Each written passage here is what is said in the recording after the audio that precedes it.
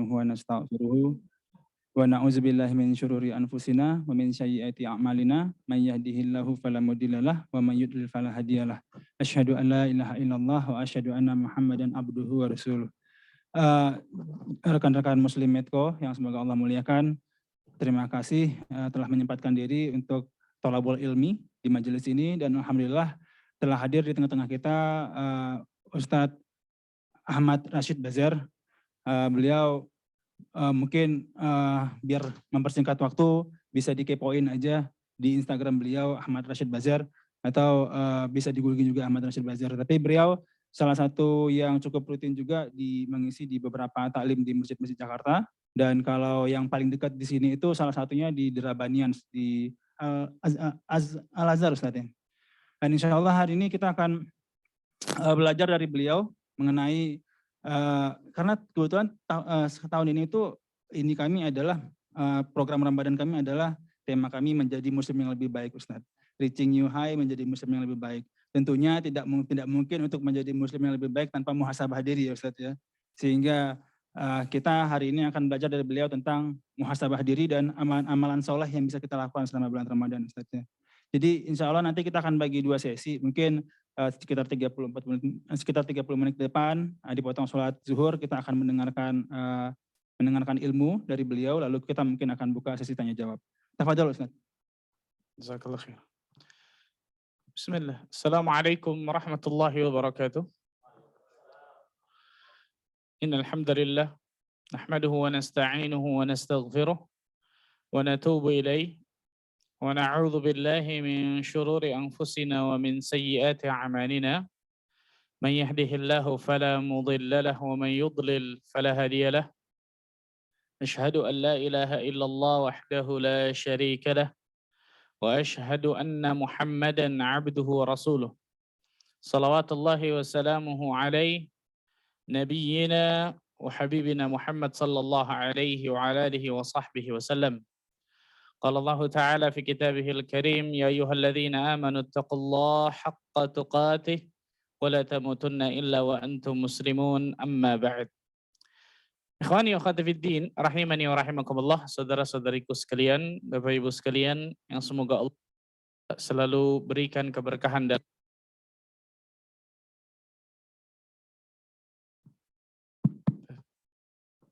alhamdulillah atas segala kenikmatan yang Allah Azza wa Jalla berikan kepada diri kita semua, sehingga kita dapat bertemu di bulan yang sangat istimewa ini, yaitu bulan Ramadan, bulan yang penuh dengan berbagai macam keagungan dan kemuliaan, keutamaan dari Allah Azza wa Jalla. Dan salah satu hal yang bisa kita isi pada bulan Ramadan adalah seperti ini, ikhwan. Talabul ilmi syar'i, menuntut ilmu syar'i, menuntut ilmu agama Allah Azza wa Jalla. Yang jelas ini menjadi kewajiban bagi setiap muslim dan muslimah di dalamnya. Salat dan salam semoga tercurah kepada Rasulullah sallallahu alaihi wasallam, Nabi akhir zaman, Nabi yang telah kita dari zaman kejahiliahan, dari zaman kebodohan, dari zaman keterasingan akan ilmu, menuju zaman yang terang benderang akan ilmu syar'i, itu zaman as-sunnah. Ikhwani wa akhwati fiddin, rahimani wa rahimakumullah. Kita sering dengar kata-kata muhasabah. Biasanya bahasa Indonesianya apa, Mas? Mengoreksi diri atau mengintrospeksi diri, betul ya? Ada satu hadis, satu cerita tentang 2 orang sahabat yang mulia. Yang pertama sahabat itu kita kenal bersama, Abu Bakar As-Siddiq radhiyallahu anhu, khalifah yang sangat luar biasa. Yang kedua, mungkin antum ada yang dengar, pernah dengar, ada yang jarang dengar sama sahabat yang kedua ini. Namanya Hanzalah. Namanya Hanzalah ibn Abi Amir. Ceritanya adalah ketika Abu Bakar As-Siddiq bertemu dengan Hanzalah di tengah jalan, Abu Bakar bertanya kepada Hanzalah, "Kaifa anta ya Hanzalah?" Bagaimana keadaanmu wahai Hanzalah? Kalau kita biasa ketemu kan gimana kabarnya, sehat, betul ya? Ternyata Hanzalah menjawab dengan jawaban yang mengejutkan Abu Bakar As-Siddiq luar biasa. Apa jawaban Hanzalah? Nafaqa Hanzalah ya Abu Bakar. Wahai Abu Bakar, Hanzalah sudah jadi munafik wahai Abu Bakar. Oh, kata-kata munafik ini luar biasa berat zaman dulu, ikhwan. Yang sebenarnya zaman sekarang masih berat. Cuman banyak orang menyelipkan dengan mudahnya, menyematkan kata-kata munafik kepada seorang muslim. Nggak boleh nih, hati-hati, subhanallah. Maka Abu Bakar kaget mengatakan, subhanallah, ma taqul. Maha suci Allah Azza wa Jalla, apa yang kau katakan? Apa engkau mengatakan dirimu munafik? Berat luar biasa. Maka Hanzalah menjelaskan kenapa beliau sampai mengeluarkan statement itu tuh. Nakunu 'inda Rasulillah sallallahu alaihi wasallam yudzakkiruna bil jannati wan nar hatta ka'anna ra'ya 'ain. Wahai Abu Bakar, ketika aku duduk di majelis Nabi sallallahu alaihi wasallam, Rasulullah SAW memberikan wajangannya, memberikan pelajarannya. Aku duduk di majelis Nabi, aku teringat tentang surga dan neraka. Bahkan seakan-akan surga dan neraka itu di depan kedua pelupuk mata kepalaku. Coba untuk bayangkan ini. Ini majelis Nabi SAW dan inilah majelis ilmu yang benar kata para ulama. Majelis ilmu yang di dalamnya mengingat tentang alam akhirat. Mengingat bahwa diri kita pasti akan kembali ke kampung halaman kita. Majelis yang di dalamnya meningkatkan iman kita, amal saleh kita, ketakwaan kita. Dan itu majelis Nabi SAW. Hanzalah menjelaskan ketika aku di majelis Nabi, imanku naik. Aku teringat tentang surga, neraka seakan-akan di depan kedua pelupuk mata kepalaku. فَإِذَا خَرَجْنَا مِنْ عِنْدِ رَسُولِ اللَّهِ صَلَّى اللَّهُ عَلَيْهِ وسلم عَافَسْنَا الْأَزْوَاجِ وَالْأَوْلَادِ وَالضَّيْعَاتِ فَنَسِينَ كَثِيرًا. Tapi ketika aku keluar dari majelis Nabi Shallallahu Alaihi Wasallam, aku kembali kepada perdaganganku, duniaku, keluargaku, anakku, istriku, aku lupa itu semua. Persis seperti kita, betul ya? Di majelis ilmu, Masya Allah naik, setelah majelis ilmu tambah apa? Bukan tambah turun, tambah naik tapi tambah turun, subhanallah, betul ya? Ketika majelis ilmu ingat tuh, benar ya subhanallah, ingat. Tapi selesai majelis ilmu lupa lagi, subhanallah. Itu manusia dan itu iman. Dan itu iman, subhanallah. Iman manusia yazid o yanqus. Bertambah dan berkurang. Bertambah dengan ketaatan, berkurang dengan kemaksiatan kepada Allah Azza wa Jalla. Abu Bakar As-Siddiq radhiyallahu anhu mengatakan, "Fawallahi inna lanalqa mithla hadha." Demi Allah, ya Hanzalah, aku merasakan hal yang sama seperti dirimu, subhanallah. Kenapa? Abu Bakar manusia. Mau setinggi apapun imannya manusia, bertambah dan berkurang. Tapi kalau gitu kita datang aja ke Nabi SAW. Datanglah dua orang ini ke Rasul SAW mengadukan permasalahannya. Sampai di hadapan Nabi SAW, Hanzalah mengatakan, ya Rasulullah SAW, nafaqah Hanzalah. Hanzalah sudah jadi munafik wahai Rasulullah. Ada apa kata Rasulullah? Persis disebutkan kayak tadi. Ketika aku bersama di majelismu wahai Rasul SAW, aku teringat tentang surga dan neraka. Seakan-akan di depan kedua pelupuk mata kepalaku. Ketika aku keluar dari majelismu wahai Nabi SAW, aku lupa itu semua. Maka Rasul SAW mengatakan, walladzi nafsi biyadi. Demi zat yang jiwaku berada di tangannya. Demi Allah kata Rasulullah. Lau tadumuna ala ma takununa indi wa fi dzikri.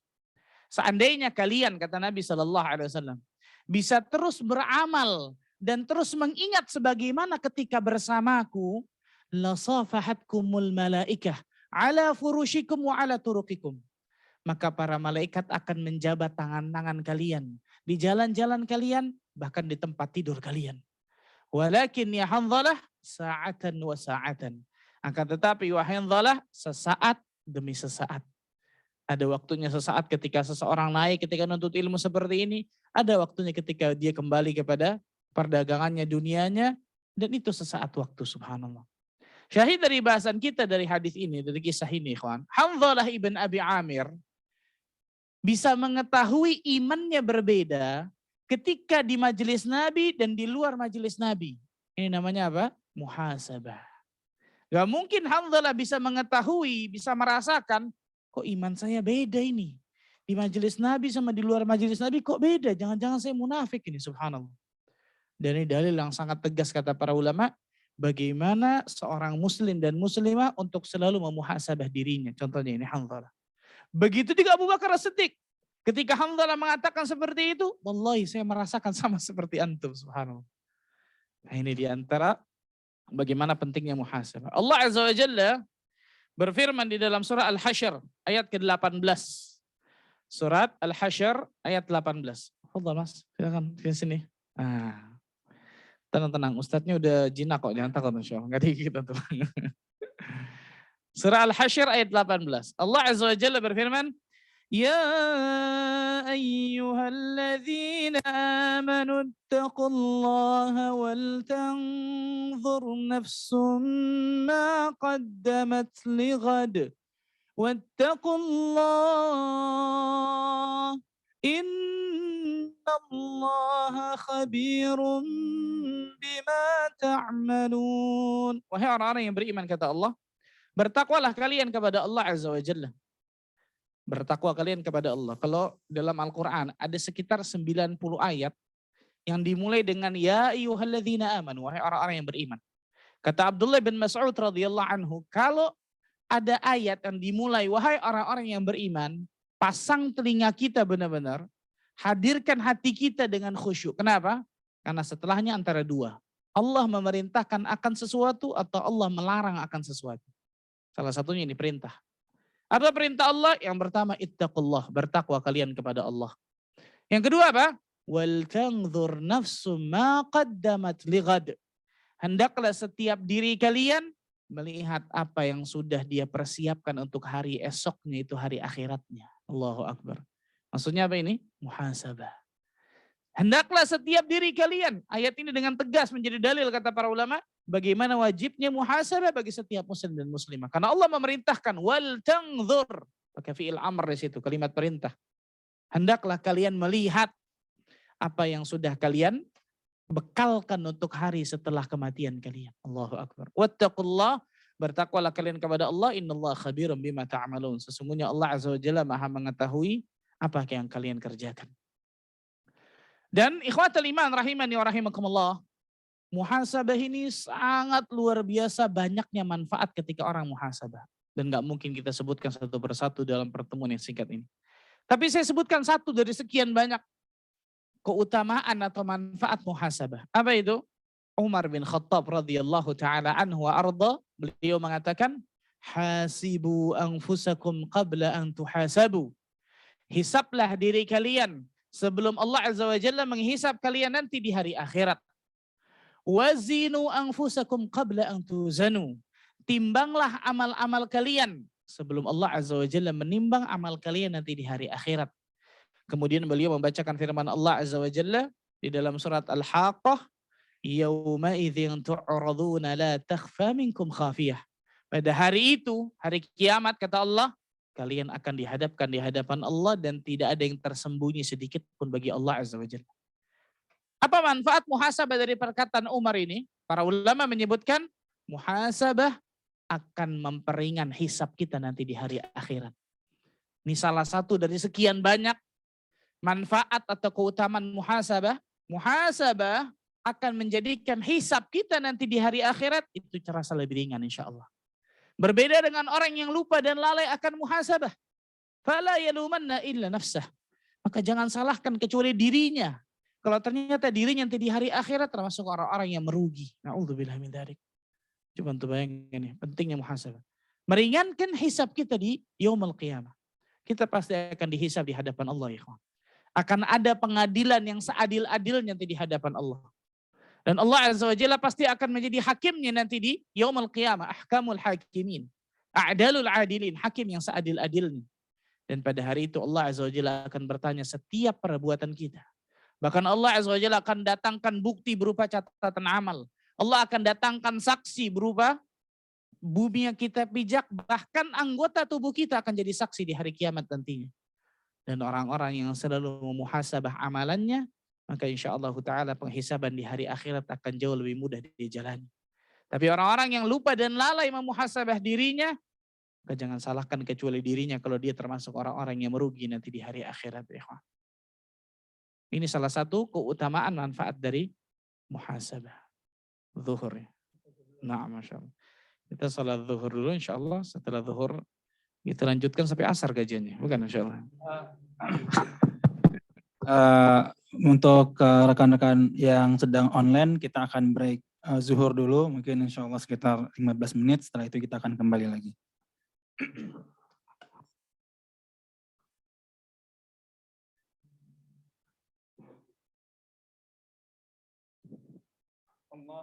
الله أكبر الله أكبر الله أكبر أشهد أن لا إله إلا الله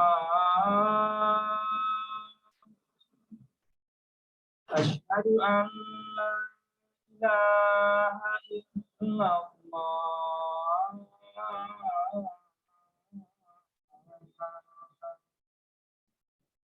أشهد أن محمدا رسول الله أشهد أن محمدا رسول الله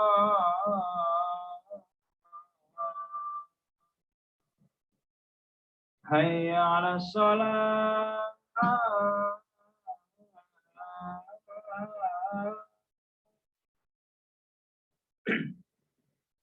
هيا على الصلاة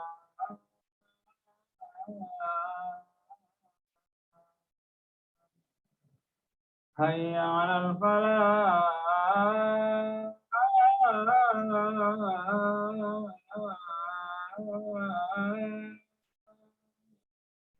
هيا على الفلاح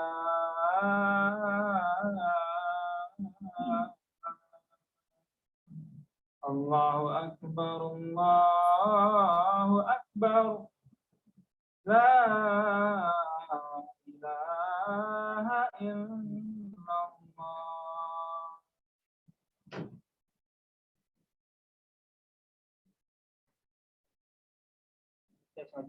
Kopiah di salat kopiah dulu.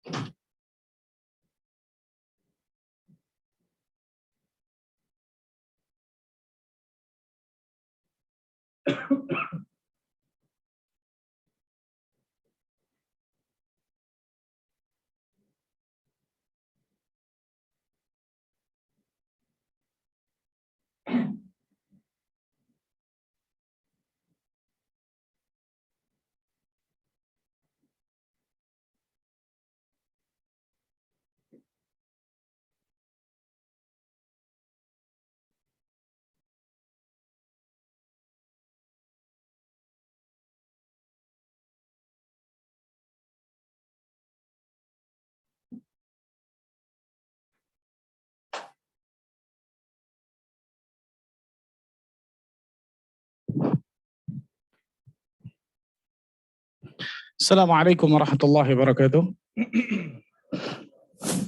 Alhamdulillah, hamdan katsiran thayyiban mubarakan fih, kama yuhibbu rabbuna wa yarda. Wassalatu wassalamu ala Rasulillah wa ala alihi wa sahbihi wa walah. Asyhadu an la ilaha illallah wahdahu la syarika lahu wa asyhadu anna Muhammadan abduhu wa rasuluh.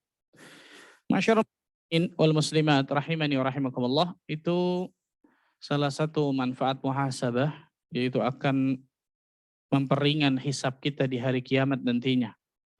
Dan kita ketahui bersama, alam setelah kematian ini adalah sesuatu yang pasti, ikhwan. Terkadang kita mengejar sesuatu yang tidak pasti, tapi kita kejar terus-menerus, berharap agar mendapatkannya. Selama itu halal, boleh, silahkan. Tapi lupa dan lalai dalam mengejar sesuatu yang pasti. Contohnya apa? Kita dari kecil, SD, bahkan TK, SD, SMP, SMA, S1, S2, dan seterusnya, agar mendapatkan cita-cita yang kita inginkan. Betul? Jadi dokter, jadi insinyur, jadi pilot, dan seterusnya. Silakan, itu selama itu halal. Pertanyaan besarnya adalah, ketika kita tadi itu, dari kecil sampai besar, sampai kuliah, dan seterusnya, apakah kita yakin pasti akan mendapatkan cita-cita yang kita dambakan? Pasti jawabannya enggak, betul ya? Belum tahu Ustaz, namanya juga usaha. Betul ya? Namanya juga ikhtiar Ustaz ya. Boleh selama itu halal silahkan. Tayyib, ambillah. Cita-cita yang kita dambakan itu kita dapatkan. Tayyib, pertanyaan selanjutnya. Apakah kita yakin setelah kita mendapatkan cita-cita yang kita dambakan itu kita dapatkan kebahagiaan? Pasti dapatkan kebahagiaan atau tidak? Atau belum tahu? Belum. Belum tahu. Betul ya? Sekarang pertanyaan selanjutnya. Kita yakin mati? Betul ya? Pasti ya? Pertanyaan besarnya adalah, mana yang kita lebih serius? Mengejar tadi sesuatu yang belum pasti kita dapatkan, tapi kita kejar terus, atau mengejar sesuatu yang sudah pasti kita akan dapatkan, tapi malas-malasan dalam mengejarnya? Betul? Sahih? Mengejar sesuatu yang pasti, al-maut, kematian itu pasti. Alam kubur itu pasti. Fitnah kubur itu pasti.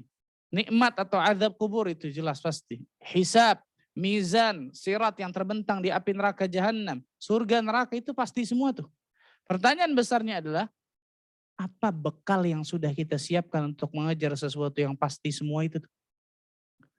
Seorang sahabat bertanya kepada Nabi SAW, ya Rasulullah SAW, ayyul mu'minina afdal? Siapa orang mukmin yang paling utama, paling afdal? Maka Rasul SAW mengatakan, ahsanuhum khuluqa. Orang mukmin yang paling afdal adalah yang paling baik akhlaknya. Orang ini kembali bertanya kepada Nabi SAW, fa ayyul mu'minina akyas? Kalau gitu, siapa orang mukmin yang paling cerdas, paling jenius? Kalau kita jawabannya apa kira-kira? Oh, S3, betul, profesor. Kemudian yang IQ-nya di atas rata-rata, betul ya. Tapi karena nanyanya kepada Nabi, jawabannya beda. Rasulullah SAW mengatakan, aktsaruhum lil mauti dzikra. Orang mukmin yang paling cerdas adalah yang paling sering, paling banyak mengingat kematian. Hasilnya apa? Wa ahsanuhum lima ba'dahu isti'dadan. Sehingga dia orang yang paling bagus persiapannya untuk menghadapi alam setelah kematian itu. Ulaikal akyas. Mereka itulah orang-orang yang cerdas, yang jenius, kata Nabi SAW. Kenapa? Mengejar sesuatu yang pasti. Yang pasti dia akan dapatkan. Nah terkadang ikhwan, kita nggak proporsional masalah dunia dan akhirat. Nggak proporsional, subhanallah. Masalah dunia luar biasa, Masya Allah, kaki jadi kepala, kepala jadi kaki. Dari pagi sampai malam, bahkan sampai pagi lagi. Masalah akhirat hanya waktu sisa kita berikan. Hanya nomor sekian saja. Bukan berarti nggak boleh cari dunia, silahkan, nggak terlarang. Cari dunia selama itu halal, kan gitu. Tapi jangan lupakan tujuan hidup kita di atas muka bumi ini bukan untuk itu. Bukan untuk ngejar dunia itu. Dan orang yang muhasabah, dia akan mengetahui tentang itu. Dia akan sadar tuh. Ketika mungkin hatinya, kecondongan hatinya sedang cinta-cintanya kepada dunia. Kemudian dia muhasabah dirinya, dia akan mengetahui itu. Dia akan ada rem di situ tuh. Ada remnya, pakem di situ. Wah, ini hati-hati nih, karena sudah mulai bablas nih. Balik lagi, kan gitu. Dan itu manusiawi. Itu manusiawi. Umar bin Abdul Aziz rahimahullah ta'ala beliau berkata, Ma ra'aitu yaqinan ashbaha bisyakki min yaqinin nas bil mauti thumma la yasta'idduna lahu. Aku tidak melihat sesuatu yang meyakinkan, sesuatu yang pasti, tapi seakan-akan diragukan oleh manusia seperti keyakinan manusia terhadap kematian. Tapi mereka tidak mempersiapkan diri mereka. Allahu Akbar. Yang saya katakan tadi, yakin mati, yakin pasti kan gitu. Tapi aku tidak melihat sesuatu yang asalnya yakin, pasti. Tapi seakan-akan diragukan oleh manusia. Seperti keyakinan manusia tentang al-maut, kematian dan alam setelah. Kenapa? Dia yakin ketika ditanya akan mati, thumma la yasta'idduna lahu, tapi dia tidak mempersiapkan dirinya untuk kematian dan alam setelah itu. Nah, ini manfaat muhasabah. Allah tabaraka wa taala berikan kepada umat Islam, kaum muslimin, umatnya Nabi Muhammad sallallahu alaihi wasallam 1 bulan. Yang 1 bulan ini sangat spesial, luar biasa. Allah Azza wa Jalla berikan berbagai macam keutamaan dan dahsyatnya Ramadan luar biasa. Sebagaimana yang sudah kita sering dengar. Allah Azza wa Jalla bukakan pintu surga, tutup pintu neraka, belenggu para syaitan. Allah turunkan Al-Quran pada bulan Ramadan. Allah berikan 1 malam lebih baik daripada 1000 bulan dan seterusnya dari keutamaan Ramadan. Pertanyaan besarnya adalah, apakah kita benar-benar sudah memanfaatkan waktu itu Ramadan itu dengan baik dan benar atau tidak? Karena ternyata banyak dari manusia rubba sa'imin laisa lahu hadzuhu min siyamihi illa al-ju' wal 'atash. Rubba, Rasul menggunakan kata-kata rubba dalam kaidah bahasa Arab. Kata-kata rubba ini dipakai untuk sesuatu yang banyak, bahkan mayoritas. Banyak atau bahkan mayoritas orang-orang yang puasa nggak dapat apa-apa dari puasanya kecuali hanya lapar dan haus. Na'udzubillah min dzalik. 1 bulan puasa nih kawan, capek-capek kita puasa, nggak dapat apa-apa, nggak dapat pahala, nggak dapat surga, nggak dapat rahmat Allah, nggak dapat ridha Allah, kecuali cuma lapar dan haus. Wa rubba qa'imin laisa lahu hadzuhu. Dan tidaklah seseorang yang berdiri untuk sholat tidak dapat apa-apa kecuali hanya capek saja. Na'udzubillah min dzalik. Bisa jadi niatnya nggak ikhlas, bisa jadi tata caranya salah. Bisa jadi ketika dia puasa hanya puasa makan dan minum tapi lisannya tidak puasa, dia menggibah orang. Bisa jadi dia puasa hanya makan dan minum tapi berpuasa dari hal-hal yang haram tetap dia lakukan. Sehingga nggak bernilai itu puasanya tuh. 1 bulan Ramadan ini harusnya ikhwan membakar dosa-dosa kita nih. Dikatakan Ramadan dari kata-kata ramdo, sebagian ulama mengatakan ramak yang artinya membakar. Maksudnya apa? Ketika orang masuk ke dalam bulan Ramadan harusnya dosa-dosa kita dibakar pada bulan Ramadan. Sehingga selesai dari Ramadan, la'allakum tattaqun. Menjadikan kalian bertakwa kepada Allah. Dan itu tujuan inti Ramadan. Tujuan inti Ramadan. Kalau ternyata di Ramadan saja, kita tidak mendapatkan keridhaan Allah, nggak dapat maghfirah, ampunan Allah, nggak bisa memaksimalkan bulan 1 ini dengan baik dan benar, bagaimana di bulan yang lain ya kawan? Bagaimana di bulan yang lain, subhanallah. Maka perhatikan nih.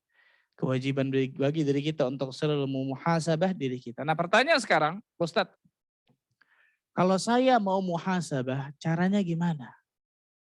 Kalau saya mau muhasabah, mulainya dari mana Pak Ustadz? Kan gitu ya, selalu bertanya ini. Pada hakikatnya sebenarnya muhasabah ini dibagi oleh para ulama, di antara Ibnu Qayyim al-Jauziyah dan sebagainya, dibagi menjadi 2. Muhasabah qabla al-amal wa muhasabah ba'da al-amal. Muhasabah sebelum beramal, dan muhasabah setelah beramal. Nah, yang akan kita bahas yang kedua aja nih. Muhasabah setelah beramal.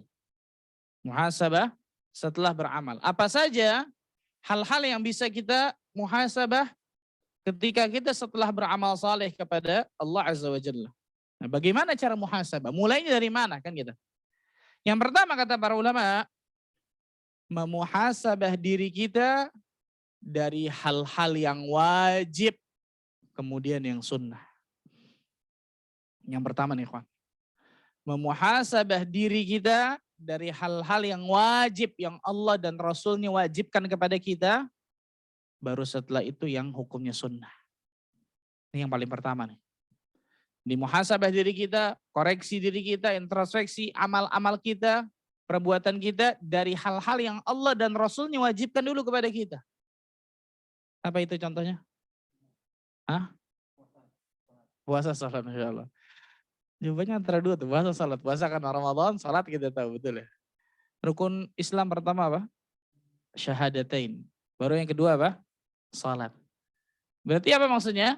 Yang paling pertama lihat bagaimana ilmu tauhid kita, ilmu akidah kita. Karena kita mau sholat seperti apapun, ribuan rakaat, kita mau puasa seperti apapun, kita mau haji, kita mau zakat, tapi yang pertama rusak, tauhid rusak, naudzubillah min dzalik itu. Syahadatain kita rusak, naudzubillah itu. Maka coba introspeksi dari diri kita, bagaimana ilmu tauhid kita, bagaimana ilmu akidah kita. Apakah kita sudah mempelajari kitab-kitab ulama yang menyebutkan tentang akidah? Contoh, Al-Usul Ats-Tsalatsah, 3 landasan utama yang wajib diketahui bagi setiap muslim. Ma'rifatullah, mengenal Allah. Ma'rifatuddin, mengenal agama. Ma'rifatur Rasul, mengenal Rasul. 3 nih. Yang 3 hal ini akan ditanya nanti di alam kubur. Man rabbuka, man nabiyyuka, ma dinuka. Bagaimana ilmu kita tentang 3 hal ini nih? Berapa banyak kaum muslimin ketika ditanya ada berapa rukun la ilaha illallah, dia menggelengkan kepalanya, nggak tahu. Berapa banyak kaum muslimin ketika ditanya ada berapa syarat sah la ilaha illallah, emang ada syaratnya Pak Ustadz? Betul ya? Berapa banyak kaum muslimin ketika ditanya ada berapa pembatal dari kalimat la ilaha illallah, yang bisa batal Pak Ustadz? Yang kedua, ketiga, 4, 5. Sholat, puasa, zakat, haji. Ada rukunnya nggak? Betul ya, rukun sholat, rukun puasa, rukun zakat, rukun haji. Ada syarat sahnya nggak? Syarat sah sholat, syarat sah puasa, syarat sah zakat, syarat sah haji. Ada pembatalnya nggak? Pembatal sholat, pembatal puasa, pembatal zakat, pembatal haji. Yang pertama, syahadatain. Apa mungkin yang kedua sampai kelima ada rukunnya, ada syaratnya, ada pembatalnya, yang pertama nggak ada? Betul ya? Apa rukun la ilaha illallah? Apa syarat sah la ilaha illallah? Apa pembatalnya? Apa konsekuensi ketika kita mengatakan asyhadu an la ilaha illallah wa asyhadu anna Muhammadar Rasulullah, syahadatullah dan syahadatul Rasul. Ada ilmunya tersendiri. Jadi ini ilmu akidah, ilmu tauhid. Dan berapa banyak kaum muslim masih lemah tentang masalah ini, subhanallah. Contoh nih, ilmu tauhid. Setelah itu apa? Salat, baru kan tadi itu ya. Kenapa? Inna awwala ma yuhasabu bihil abdu yaumal qiyamah as-salah. Sesungguhnya yang paling pertama dihisap nanti di hari kiamat adalah apa? Salat seorang hamba. Salatnya gimana? Bagaimana ilmu salatnya? Karena salat wudhu kita ilmu turunan biasanya. Betul. Bagaimana ilmu salat kita? Salat tidak akan sah kecuali wudhunya benar. Bagaimana ilmu wudhu kita? Apakah kita pernah belajar tentang sifat wudhu Nabi, sifat salat Nabi beserta dalilnya dan seterusnya, kan itu? Atau salatnya hanya menggugurkan kewajiban aja, kan itu? Introspeksi diri kita masing-masing. Ketika Ramadan, bagaimana puasa kita? Apakah kita isi Ramadan dan puasa ini dengan iman dan amal soleh? Atau ternyata kita isi Ramadan kita dengan hura-hura doang? Atau ternyata tanda kutip seremonial keagamaan belaka setiap tahun? Karena itu kebanyakan kaum muslimin ternyata. Masuk Ramadan, selesai Ramadan sama aja tuh. Sebelum Ramadan tukang gibahin orang, setelah Ramadan jadi raja gibah. Waduh, lebih parah nih, subhanallah min dzalik. Rasul sallallahu alaihi wasallam mengatakan raghimaan, celaka seseorang. Rajulun dakhala alaihi Ramadan, seseorang yang masuk ke dalam bulan Ramadan, thumman salakha, kemudian selesai dari Ramadan, falam yughfar lahu, tapi dosa-dosanya enggak diampuni oleh Allah. Celaka orang ini. Coba bayangkan, nah lihat. Introspeksi dari amal-amal yang wajib dari kita tadi, rukun Islam yang 5. Rukun iman, iman kepada Allah apa saja konsekuensinya, iman kepada malaikat apa saja konsekuensinya, iman kepada kitab, rasul, takdir baik, takdir buruk, hari kiamat. Apa ilmu-ilmu dari itu semua? Setelah yang wajib nih, baru kemudian tambah yang sunnah. Nah, contohnya Ramadan. Setelah puasa, yang Allah Azza wa Jalla wajibkan kepada kita. Coba lihat amal-amal sunnah kita. Contoh qiyamul lail, salat raweh. Contoh baca Al-Quran kita gimana, kan gitu. Masa sebelum Ramadan lupa naruh Quran di mana, setelah Ramadan masih lupa juga, subhanallah. Maksudnya apa? Jarang dibaca Quran. Baru baca Bismillahirrahmanirrahim. Wah. Kerukyah sendiri itu, subhanallah. Keluar satu. Betul-betul. Alhamdulillahirrabbilalamin. Untuk mulai. Baru alhamdulillah. Al-Fatihah 7 ayat, 7 kali nguap bisa jadi itu, subhanallah. Satu halaman, wah berat bacanya subhanallah. Wah, ngantuk banget nih subhanallah. Coba dilihat dari kita. Bagaimana amal-amal sunnah nih? Contoh ketika Ramadan. Di luar Ramadan begitu juga. Bagaimana amal-amal sunnah kita? Contoh apa? Salat rawatib. Ketika seorang wajibnya sudah 5 waktu, salat rawatibnya. Qabliyah, ba'diyah. Bagaimana? Apakah kita kerjakan atau tidak? Duha, witir, dan seterusnya. Berapa banyak ikhwan, orang-orang ketika masuk Ramadan, Masya Allah, tarawih bisa sebulan full, bagus. Nggak ada absen sama sekali. Tapi ketika selesai Ramadan, 1 Syawal, 1 rakaat witir pun tidak dia lakukan. Hah? Nggak usah ini, dalam hati aja, nggak usah jawab, betul ya? Dalam hati aja jawabnya. 1 Syawal, 1 rakaat witir sebelum tidur pun dia tidak lakukan. Perhatikan. Betul ya? Rasulullah SAW mengatakan apa? Fa inna ahabbal a'mali ilallah adwamuha wa in qalla. Sesungguhnya amal yang paling dicintai Allah Azza wa Jalla itu yang dawam, istiqamah, continue, konsisten. Wa in qalla, walaupun itu sedikit, Rasul sebutkan, walaupun itu sedikit, subhanallah. Jadi lebih baik ketika seseorang misal setiap harinya sebelum tidur dia ambil wudhu, dia sholat 2 rakaat dengan niat untuk sholat malam, tutup 1 witir. Jadi yang namanya sholat malam bukan hanya harus 11, 2, 3, tidak nih, perhatikan ikhwan. Ketika atau misal 1 rakaat witir lah. Betul ya, tapi tidak pernah dia tinggalkan seumur hidupnya. Berarti apa? Continue, betul, konsisten tuh. Ini jelas lebih dicintai oleh Allah Azza wa Jalla daripada amalan yang cuma musiman.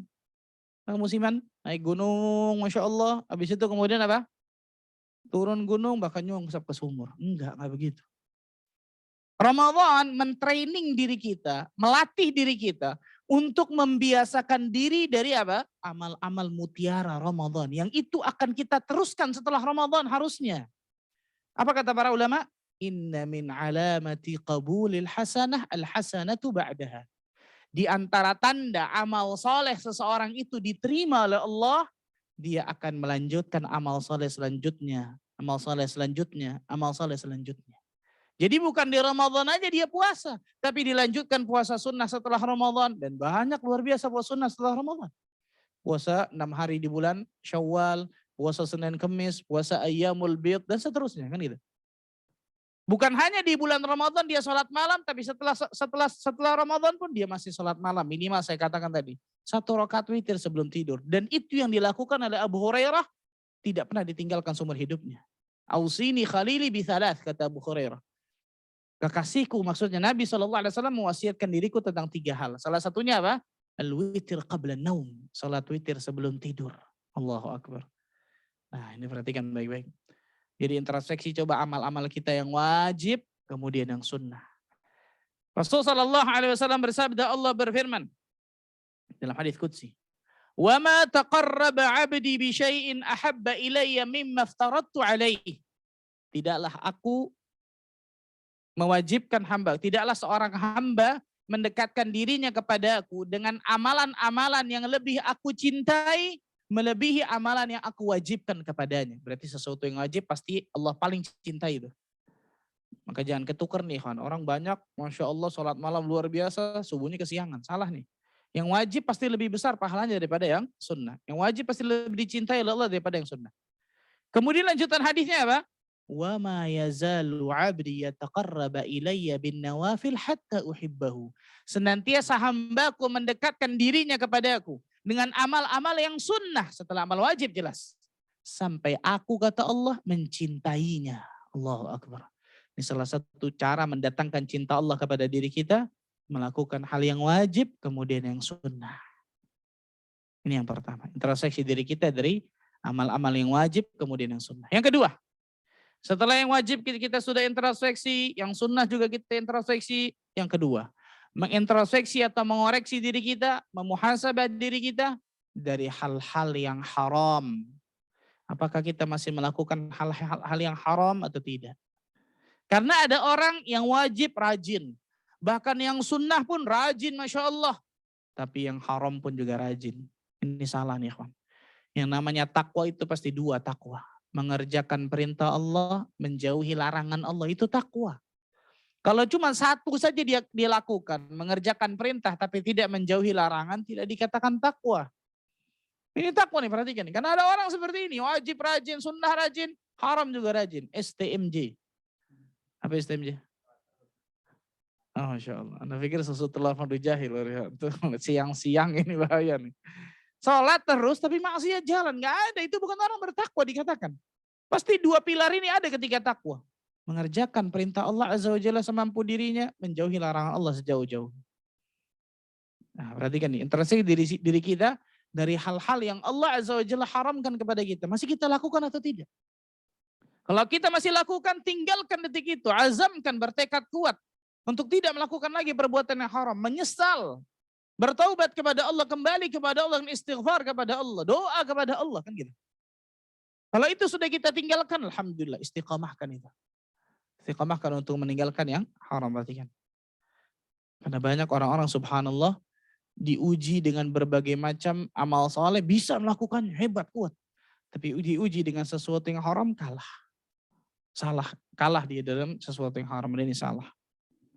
Yang ketiga, yang wajib sudah, yang sunnah sudah, yang haram introspeksi juga sudah. Yang ketiga, apa itu? Mengoreksi diri atas kelalaian yang masih dilakukan. Lalai. Enggak haram, tapi lalai. Ghaflah.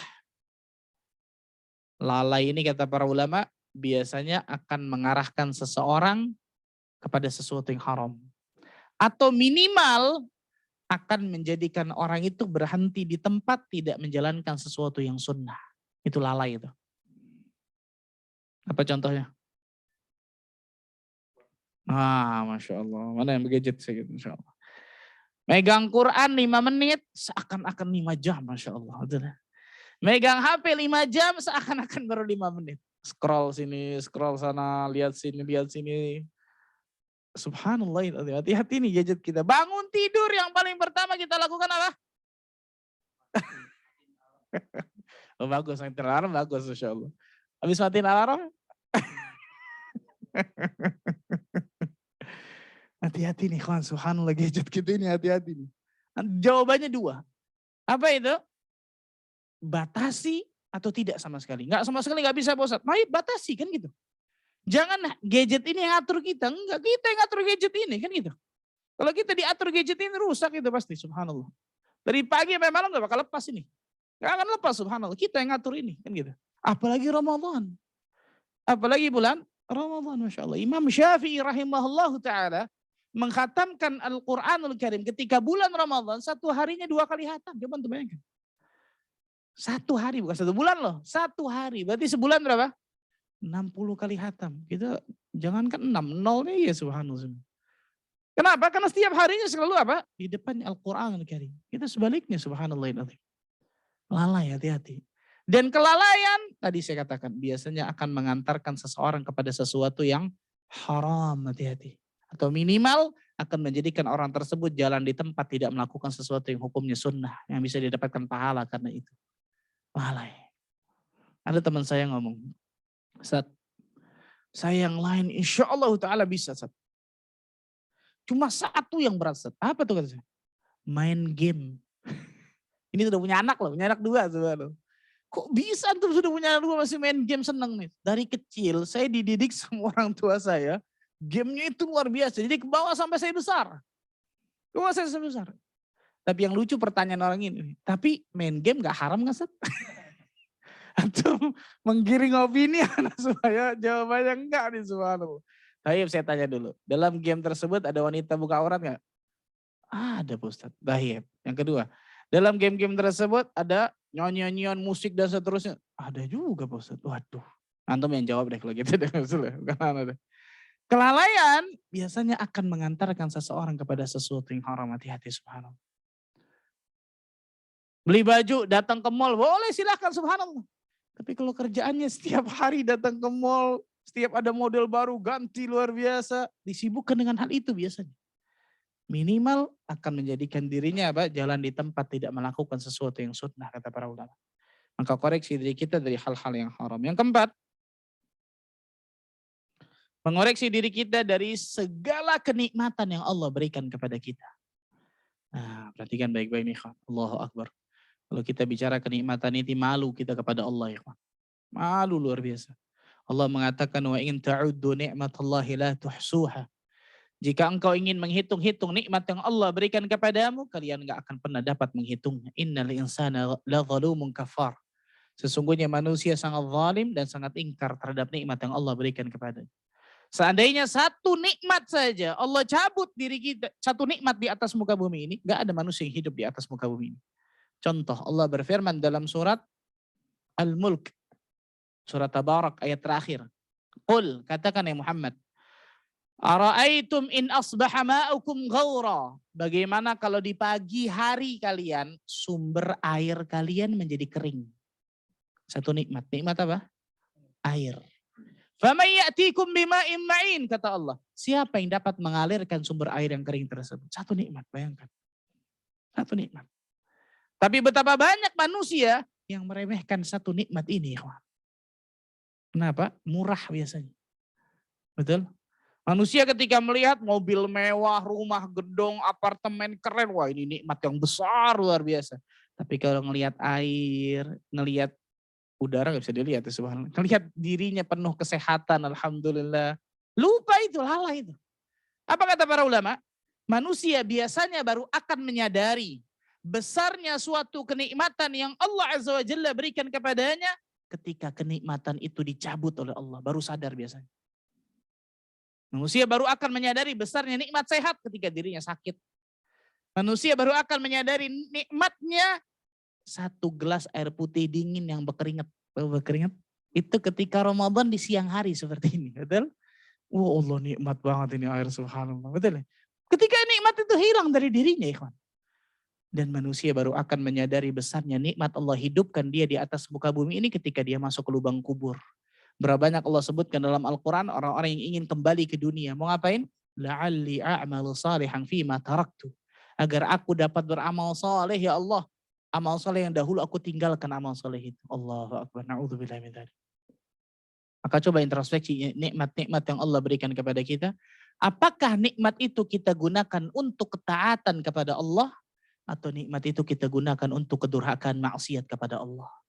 Dan yang terakhir, yang kelima, ini saya buka sesi tanya jawab mungkin, adalah mengoreksi diri dari niat. Mengoreksi diri dalam niat kita nih. Ketika kita beribadah, beramal saleh, niat kita ikhlas lillahi ta'ala atau karena li ghairillah, karena selain Allah. Karena ingin dipuji orang, karena ingin disanjung orang, atau karena ingin dapatkan surga. Atau karena ingin dapatkan rahmat dan karunia Allah. Atau karena ingin dapatkan pahala ikhlas. Nah ini beberapa muhasabah dan amal-amal yang bisa kita lakukan ketika Ramadan. Semoga Allah Azza wa Jalla berikan taufik kepada diri kita untuk mendapatkan Ramadan dengan benar. Memanfaatkan Ramadan dengan semaksimal mungkin. Sehingga selesai Ramadan kita bisa menjadi hamba Allah yang bertakwa kepada Allah Tabaraka wa Ta'ala. Allahumma amin. Rabbana. Syukran Ustaz. Memang rasanya kurang waktu kalau majelis ilmu ini, Ustaz. Oke, kita coba ada dari forum ini ada pertanyaan. Apa ada, kalau nggak ada kita mungkin bisa ke Zoom. Ada pertanyaan dari forum? Ini ada Ustaz pertanyaan dari Zoom. Ana mulai dengan Zoom dulu Ustaz. Ini kayaknya jawabannya panjang nih Ustaz. Saya mau bertanya, bagaimana Assalamualaikum. Saya mau bertanya, bagaimana kiat-kiat agar kita bisa tetap istiqomah dalam ibadah dan kebaikan, agar kita tetap istiqomah dan konsisten. Ini panjang Mas jawabannya. Ini kajian 2 jam lebih nih, Insya Allah. Tuh siapa Insya Allah. Secara singkat, yang pertama jelas kata para ulama adalah selalu jangan pernah menjauh dari majelis ilmu. Jangan pernah menjauh dari seperti ini nih, majelis ilmu. Kajian, dimanapun ada majelis ilmu yang di dalamnya dibacakan qala Allah wa qala Rasul atas pemahaman para sahabat, datangi kan gitu. Karena majelis ilmu ini akan meningkatkan iman kita tadi. Yang contoh apa? Hamzah dengan Abu Bakar. Ini yang pertama. Sibukkan diri kita dengan majelis-majelis ilmu. Yang pertama. Yang kedua kata para ulama, jadikan diri kita punya teman yang saleh dan salehah. Ini miliu, ini penting nih ikhwan. As-sahib sahib, teman itu yang menarik. Kayak magnet. Bisa menarik kita ke surga, tapi bisa menarik kita ke neraka. Dan manusia cuma 2 nih. Mempengaruhi atau dipengaruhi. Ini dalam pertemanan antara 2 nih. Mempengaruhi atau dipengaruhi. Kita kuat, kita bisa mempengaruhi. Kita lemah, kita dipengaruhi. Dan kebanyakan kita yang kedua. Maka kalau kita mudah dipengaruhi, dekati orang-orang yang saleh, yang baik, sehingga dia mempengaruhi kebaikan kepada kita, kan gitu. Ini yang kedua. Mencari teman-teman yang saleh. Yang ketiga kata para ulama, selalu memuhasabah dirinya. Selalu memuhasabah amalannya, amal salehnya, dirinya, dan seterusnya. Karena muhasabah ini akan mengantarkan seorang kepada istiqomahan insya Allah.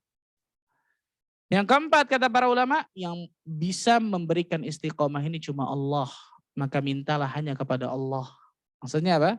Sering-sering doa kepada Allah. Rasul SAW berdoa kepada Allah dan mengajarkan doa ini kepada para sahabat. Ya muqallibal qulub, thabbit qalbi ala dinik.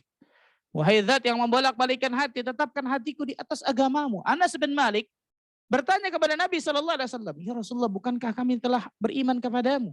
Bukankah kami telah tunduk kepada Allah dan Rasulnya? Apakah engkau masih menakutkan kepada kami? Mentakutkan? Naam, kata Rasulullah, betul. Kenapa? Inna quluba bani Adam baina asabi'ir rahman. Sesungguhnya hati anak Adam itu di antara jari dari jemari Allah Azza wa Jalla. Yuqallibu kaifa yasha. Allah membolak-balikan kemanapun yang Allah kehendaki. Allahu Akbar. Maka sering-seringlah minta kepada Allah Azza wa Jalla ketetapan hati, istiqamah kepada Allah. Kemudian selanjutnya kata para ulama, mempelajari tentang asma wa sifat. Tauhid asma wa sifat. Terutama masalah apa? Asmaul husna. Beli buku fikih asmaul husna. Ini bagus banget nih. Syekh Profesor Dr. Abdul Razak Ibn Abdul Muhsin Al-Abbad Al-Badr. Sudah diterjemahkan bahasa Indonesia. Fikih asmaul husna. Oh, luar biasa bagus itu.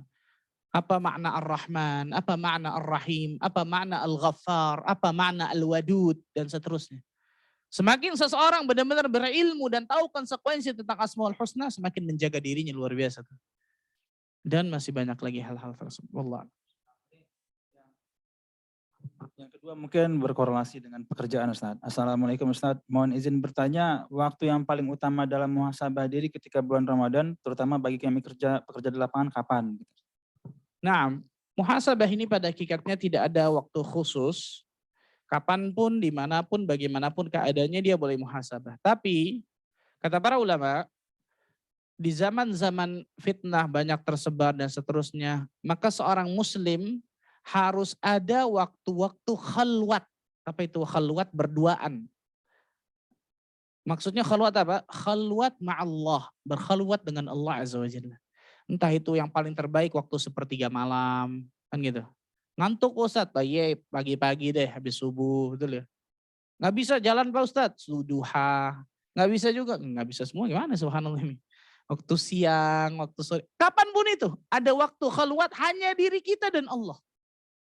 Wah ini harus kita punya nih, ini salah satu menjadikan seorang istiqamah nih. Khalwat dengan Allah. Ketika khalwat tersebut kita menghisap diri kita, melihat dosa-dosa kita, beristighfar, melihat amal saleh kita, berdoa kepada Allah, macam-macam bisa kita lakukan. Dan gak ada waktu khusus pada hakikatnya. Tapi saya katakan tadi kalau dia lakukan itu di sepertiga malam, ini paling afdal jelas. Pada saat itu Allah Azza wa Jalla turun ke langit dunia, mengijabah doa, mengampuni dosa dan seterusnya. Jadi kapanpun itu. Dimana bahkan ketika kita melihat orang misal lagi di jalan, tiba-tiba melihat orang dapat musibah, itu pun kita bisa muhasabah diri kita. Betul. Makanya kan ada doa ketika kita melihat orang dapatkan musibah. Apa itu? Alhamdulillahilladzi afani mimma btalaka bihi. Wafaddalani ala katsiri mimman khalaqa tafdila. Barang siapa yang melihat orang dapat musibah, kemudian membaca doa ini, maka musibah itu enggak akan mendapati dirinya selama-lamanya, kata Rasulullah. Itu kan muhasabah di antaranya. Subhanallah, Allah kasih musibah kepada dirinya.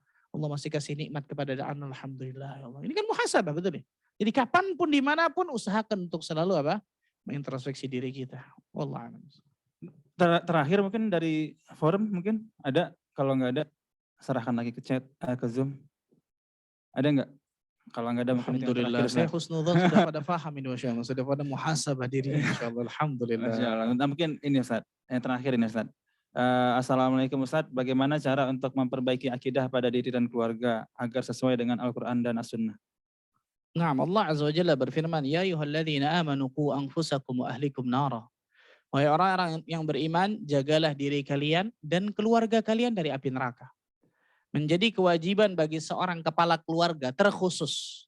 Kepala keluarga terkhusus. Umumnya kepada seorang ayah dan ibu semuanya. Tapi terkhusus kepada kepala keluarga. Untuk mendidik anak dan istrinya dengan pendidikan Islamiyah. dengan pendidikan agama yang benar. Salah satunya ini akidah. Bagaimana caranya? Pertanyaannya sekarang, apa yang mau disampaikan kepala keluarga itu kepada anak dan istrinya kalau dirinya nggak punya ilmu? Betul? Maka kewajiban kepala keluarga itu terus apa? Menuntut ilmu syar'i, menuntut ilmu agama, kan gitu. Bahkan bukan hanya menuntut ilmu agama, dia ajak keluarganya ke majelis ilmu, kan gitu. Dia ajak keluarganya ke majelis ilmu. Dia ajak keluarganya menuntut ilmu di pengajian, dia ajak keluarganya mentafakkur tentang masalah ilmu-ilmu Allah dan seterusnya, kan gitu. Karena kita sebagai kepala keluarga tidak akan pernah kaki kita menginjakan surga Allah Azza wa Jalla kecuali kita ditanya bagaimana kepemimpinan kita kepada anak dan istri kita. Dan itu berat luar biasa. Kepala keluarga yang sukses bukan kepala keluarga yang bisa memberikan berbagai macam dunia kepada anak istrinya, bukan. Tapi kepala keluarga yang sukses adalah kepala keluarga yang bisa menjauhkan anak istrinya dari api neraka Allah Azza wa Jalla. Yang bisa menyelamatkan anak istrinya dari api neraka Allah. Ini kepala keluarga yang sukses. Qu anfusakum wa ahlikum nara. Selain akidah diajarkan apa? Adab, akhlak. Diajarkan anaknya tentang adab akhlak. Diajarkan istrinya tentang adab dan akhlak. Baik itu adab dan akhlak kepada Allah, kepada Rasulullah. Dan ini masalah akidah jelas. Ataupun adab dan akhlak kepada sama makhluk. Dan itu tidak mungkin kita bisa ajarkan kepada anak istri kita kecuali kita berilmu tentang ilmu agama Allah. Maka sampai mati jangan pernah tinggalkan majelis ilmu. Apapun bagaimanapun keadaan kita jangan pernah tinggalkan majelis ilmu, ikhwan. Dan selalu berdoa kepada Allah. Doa kepada Allah agar Allah berikan istiqamah bagi diri kita, istiqamah bagi keluarga kita, agar Allah terus berikan hidayah atau taufik kepada diri kita untuk meniti siratal mustaqim sampai nantinya Allah Azza wa Jalla wafatkan dari kita semua dalam keadaan husnul khatimah dan Allah kumpulkan kita semua di surga Firdaus tanpa hisab, tanpa azab insyaallah.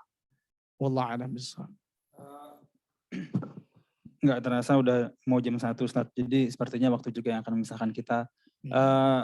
Jazakallah khairan Ustaz atas ilmu-ilmunya. Banyak catatan saya sebenarnya dan kalau saya sebutkan mungkin setengah jam lagi nih Ustaz. Tapi alhamdulillah hari ini kita sudah belajar muhasabah yang di bagian yang setelah beramal Ustaz ya. Nah, Mungkin nanti lain kesempatan kita bisa bahas yang sebelum beramal. Mungkin sekian dulu, nanti insya Allah nanti rekaman Zoom akan kita bagikan kepada rekan-rekan yang ingin murojaah kajian Ustadz juga insya Allah kita akan berikan linknya. Mungkin tafadhol Ustadz ditutup dengan mungkin ada penutup dari Ustadz. Terakhir, ikhwatal iman rahiman ya rahimakumullah, yang paling terpenting masukkan ke dalam hati kita, bagaimana kalau Ramadan ini ternyata Ramadan terakhir saya. Ini luar biasa nih. Para ulama terdahulu, orang-orang saleh terdahulu, berhasil memasukkan perasaan ini ke dalam hati mereka. Sehingga benar-benar memanfaatkan Ramadan ini luar biasa. Sebagian ulama bahkan mengatakan apa? Ketika masuk Ramadan, kami seakan-akan tidak kenal dengan teman sebahagian kami. Sibuk dengan ibadahnya masing-masing. Setelah Ramadan baru kembali seperti semula. Masukkan dalam hati kita, ya Allah bagaimana kalau ternyata Ramadan ini Ramadan terakhir saya. Karena kita nggak tahu apakah tahun depan bertemu lagi atau tidak. Sehingga dengan itu akan memacu diri kita, memotivasi benar-benar diri kita untuk selalu memperbaiki diri kita, beramal saleh, mengejar surga di bulan Ramadan ini, mengejar Lailatul Qadar, dan mengejar menjadi orang-orang yang bertakwa kepada Allah. Semoga Allah Azza wa Jalla berikan selalu taufik kepada diri kita untuk meniti siratal mustaqim sampai nantinya Allah Azza wa Jalla wafatkan kita semua dalam keadaan husnul khatimah. Subhanakallah bihamdika, asyhadu an la ilaha illa anta astaghfiruka wa atubu ilaik. Wassalamualaikum warahmatullahi wabarakatuh.